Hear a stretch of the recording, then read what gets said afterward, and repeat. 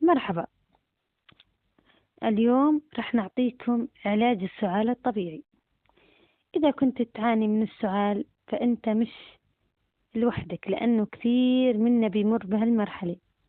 اليوم راح أقدم لك وصفة طبيعية بسيطة تساعد على تهدئة السعال بطريقة آمنة وسهلة.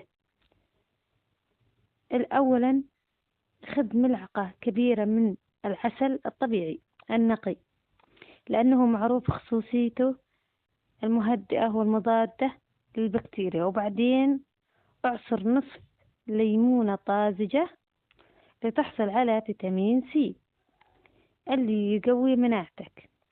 ضيف العسل وعصير الليمون إلى كوب ماء دافي وحركهم جيدا لحتى يندمجوا مع بعض.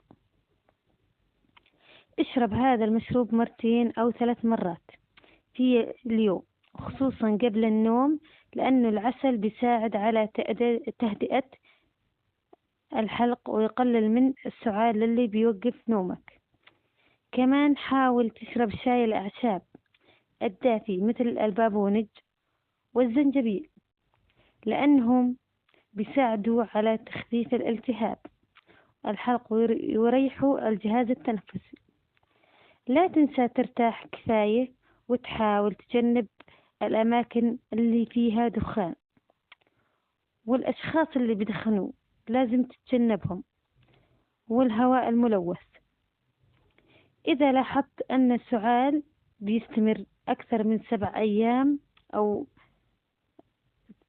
زيادة شوي، وصار معك أعراض الحمى، يعني ترتفع درجة الحرارة وصعوبة التنفس أو ألم في الصدر، لازم تراجع الطبيب فورا.